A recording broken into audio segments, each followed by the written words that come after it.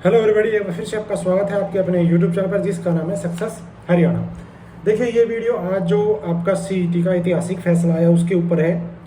Detail में बात करेंगे कि क्या हुआ है, क्या फैसला है, आगे किन भर्तियों पे फर्क पड़ेगा और जिनकी ज्वाइनिंग होगी उनका क्या होगा और अब आगे प्रोसेस क्या रहेगा, नया सीईटी होगा या नई भर्ती आएंगी, क्या होने वाला है, तो उसके बारे में बात करने वाला हूँ।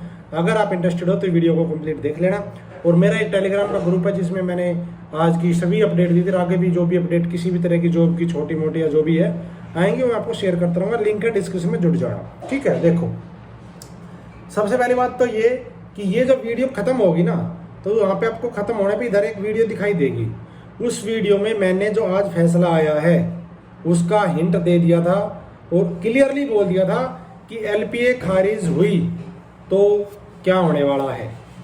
जो दीपेंद्र यादव वर्सेस मध्य प्रदेश सरकार के आरक्षण वाला फैसला था उस वीडियो में, उस टाइम कईयों को लग रहा था नहीं भाई कुछ नहीं पता इनको ये हुआ है, लेकिन मैंने वो चीज़ आपको क्लियर कर दी थी कि अगर ऐसा हुआ तो ये बहुत बड़ा इफेक्ट पड़ सकता है और वही हो गया। बाकी चलो, फैसला जो भी आया कोर्ट ने दिया है वो आपको मानना पड़ेगा, हमें भी मानना पड़ेगा, सबके लिए मान्य है। अब किसी के लिए खुशी की बात है, किसी के लिए गम की बात है। अब कहोगे जी खुशी की बात है इसमें, हाँ खुशी की बात उनके लिए है जिनका ये मान लो कोई 2 नंबर से रह गया।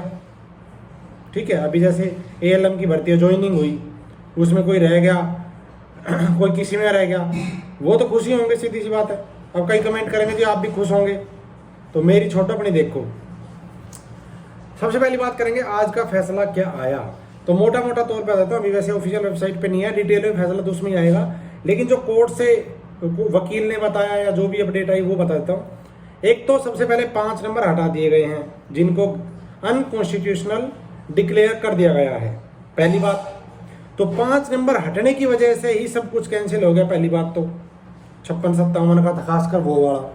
लेकिन जो 20 ग्रुप लपेटे में आए वो क्यों आए, क्योंकि जो सरकार ने सिंगल बेंच के फैसले के खिलाफ एलपीए में गई थी, सरकार एलपीए डाली थी डबल बेंच में, तो सरकार की एलपीए को डिसमिस कर दिया गया है, डिसमिस। और यही वर्ड मैंने Dipendra Yadav versus state of Madhya Pradesh वाली वीडियो में बताया था। जिसने वो वीडियो देखी थी उसको पता होगा, आपने नहीं देखी तो आप देख लेना। ठीक है, तो वो एलपीए डिसमिस कर दी, जिस वजह से सभी 20 ग्रुप भी डिसमिस हो गई। क्योंकि जिस आधार के ऊपर ये एग्जाम लिए गए थे, रिजल्ट जारी किए गए थे, वो आधार ही खत्म कर दिया। क्योंकि सिंगल बेंच का फैसला था कि आप बिना डॉक्यूमेंट वेरिफिकेशन किए, बिना आप 5 नंबर की वेरिफिकेशन किए आप अगले प्रोसेस में नहीं बैठा सकते। ये गलत है, क्योंकि क्राइटेरिया 4 गुना का था। अगर 4 गुना का क्राइटेरिया नहीं होता तो कोई दिक्कत नहीं थी, फिर तो केस भी शायद ना होता, फिर तो 5 नंबर भी बच जाते। 5 नंबर अनकॉन्स्टिट्यूशनल है, यही चीज इसलिए आगे आई ज्यादा हटाने का, क्योंकि बिना वेरीफाई किए 5 नंबर दिए गए। और अगर क्वालिफाई हो जाता तो रोड़ा ही खत्म था, जो हम मांग शुरू से कर रहे हैं। ठीक है, तो ये तो है फैसला कि 5 नंबर हट गए और सभी का जो प्री का रिजल्ट था, सीईटी का जो था, वो क्वेश्चन कर दिया गया। मेरिट दोबारा से बिना 5 नंबर के 95 में से वो रिजल्ट आएगा।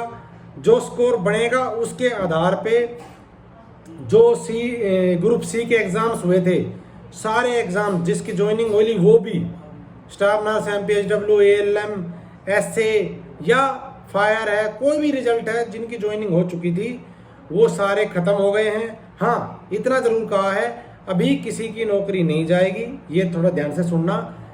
दोबारा से सबको पेपर देना पड़ेगा, चाहे सेलेक्ट हुआ हो चाहे ना सेलेक्ट हुआ हो।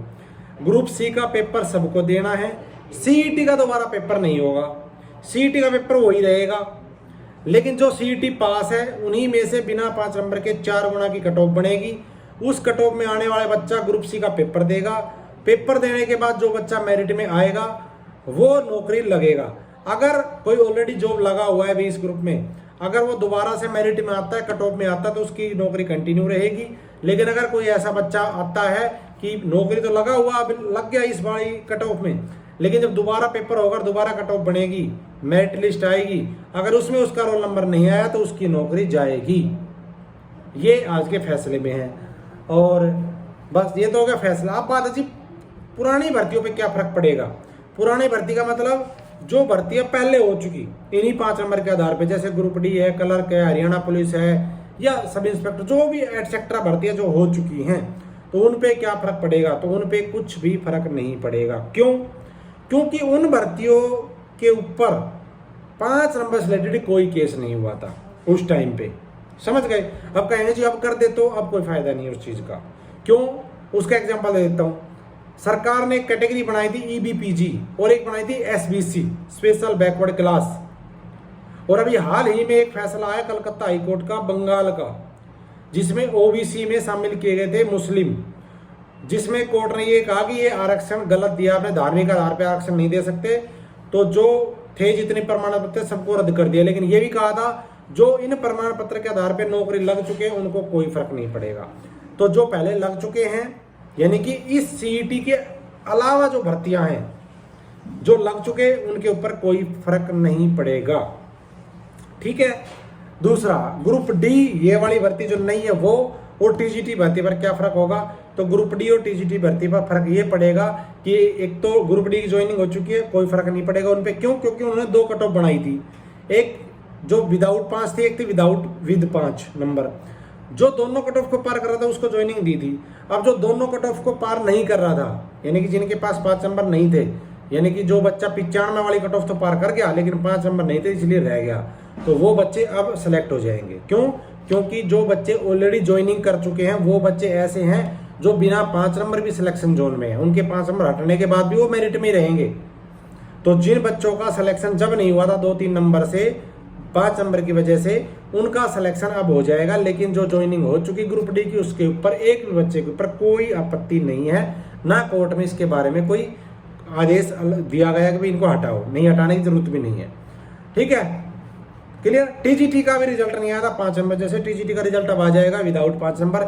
जो 95 में से आपका मतलब 95 है, 2.5 नंबर जो भी मिलते हैं उसमें, तो 2.5 नंबर है शायद, तो उसमें से जो बनता है 57.5 में से जो भी है वो आपका रिजल्ट डिक्लेयर हो जाएगा, कोई दिक्कत नहीं है।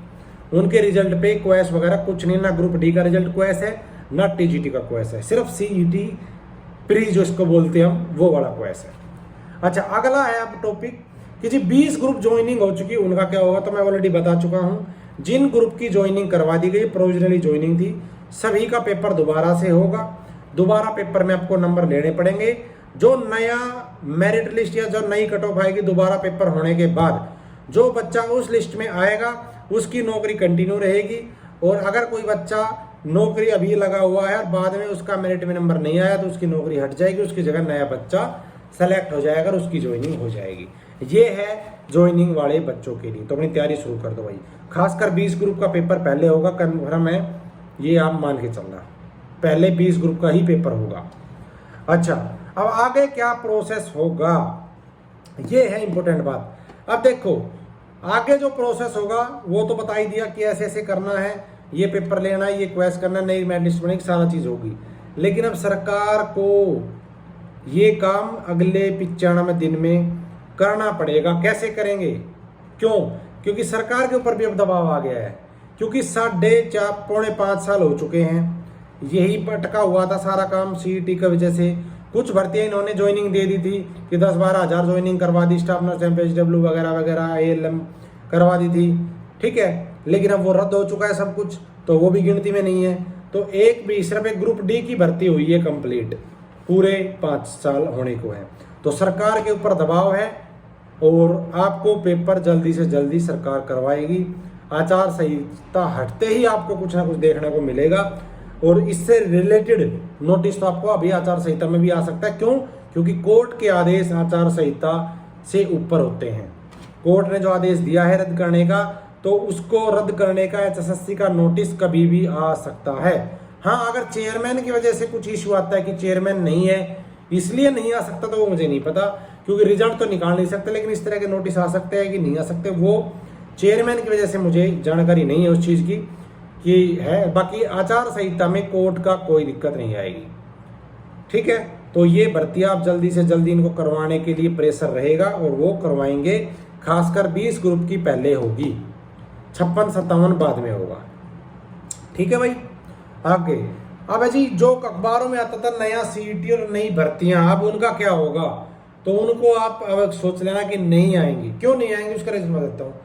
अब जो पहले वाली भर्तियां अगर सरकार आज केस जीत जाती और पहली वाली भर्तियां क्लियर हो जाती, जब तो उम्मीद थी कि नई भर्ती आ जाए, लेकिन जब पहले वाली भर्तियां ही नहीं हो पा रही, उन्हीं को रद्द कर दिया गया है, सब कुछ प्रोसेस दोबारा से शुरू करने का आदेश दे दिया है, तो नई भर्ती का 1% भी कोई चांस नहीं है, ना ही नए सीईटी का चांस बचा है। क्यों? क्योंकि पुराना सीईटी लफड़े फांस बना हुआ है। ठीक है, तो अब तो पुरानी भर्तियों को पूरा कर दे, यही सरकार के लिए सबसे बड़ी चुनौती है। तो ये था आज के फैसले का दूरगामी असर। आगे क्या होगा, अब तक क्या हुआ, सारी चीजें मैंने आपको बिल्कुल डिटेल से खोल के बता दी है, समझ गए। और जैसे ही डिटेल ऑर्डर साइट के ऊपर आएगा, उसके बाद और चीजें क्लियर हो जाएंगी कि किस किस केस में किस किस पॉइंट पे कोर्ट ने क्या कहा है। तो वो जैसे ही कोर्ट की वेबसाइट के ऊपर आएगा तो उसके ऊपर भी वीडियो बनाऊंगा डिटेल से। तब तक नमस्कार, लाइक शेयर सब्सक्राइब कर दो। मेरे टेलीग्राम का लिंक है, उसके ऊपर जुड़ जाना, डिस्क्रिप्शन मैंने दे दिया है। धन्यवाद। अगली वीडियो के लिए वेट करना और भाई तैयारी शुरू कर दो। ठीक है, कुछ लोगों का घमंड चूर हो गया है, जो हमें कहते थे कि ये तो केस, ये भर्ती रोको गैंग है। तो अब आपको खुद देख लेना, खुद डिसाइड करना है कि भर्ती क्यों रुकी, कारण क्या था। आप लोग गलत तरीके से, कुछ सेलेक्टेड बंदे थे जो धरने पे बैठ के अपना यूट्यूब चैनल बना गए। ठीक है, नाम तो क्या लेना है ऐसों का, वो मतलब ठीक है आपने यूट्यूब चैनल बनाया, धरना किया, लेकिन आप लोग दूसरों को गलत बोलते थे, हमारे जैसों को, एक दो और, ठीक है, राहुल को या किसी और को भी लगा लो, उनको आप गलत बोलते थे। क्यों? क्योंकि आपको अपना चैनल चमकाना था। अब ये जो फैसला है, ये आपके मुंह पे तमाचा है, क्योंकि आप गलत चीज को गलत कहने से डर रहे थे और आप चाहते थे कि इसी तरीके से भर्ती हो जाए, जैसा भी हुआ है कैसे भी हो जाए। लेकिन हम कहते थे कि भर्ती करो, लेकिन तरीके से करो, 5 नंबर की वेरिफिकेशन करो, नहीं कर सकते तो सीईटी क्वालिफाई हो। ये मेरी डिमांड सबसे पहले उठाने वाला यूट्यूब के ऊपर मैं था। उसके बाद मुहिम शुरू हुई, सीईटी क्वालिफाई को लेकर केस भी हुआ, बहुत कुछ हुआ, लेकिन चलो ठीक है, उस टाइम नहीं मिल पाई, क्वालिफाई नहीं हो पाया। लेकिन अब भी तो देखो ना, उस टाइम पे कुछ हो जाता तो आज इतने बड़े दिन नहीं देखने पड़ते। लेकिन कुछ लोगों को ये लगता था कि विकास को तो खुद एक्साइज इंस्पेक्टर बनना है, इसलिए तो तुला हुआ है। भाई मेरे यूट्यूब की वीडियो से फैसला नहीं दिया कोर्ट ने। कोर्ट में जो तथ्य पेश किए गए, जो हम आवाज उठाते थे कि ये चीज गलत हो रही है, बिना वेरीफाई किए बंदा 5 नंबर लेके आगे चला गया और उससे 1 नंबर कम वाला बच्चा बाहर रह के पेपर भी नहीं दे पाया, तो वो चीज गलत थी, वो चीज आज जीत हुई है। तो वो जो यूट्यूब चैनल बनाए गए थे, खूब चैनल चलाओ और करो तैयारी। अब देखते हैं कि कौन आगे लगता है, कौन नहीं लगता। Thank you.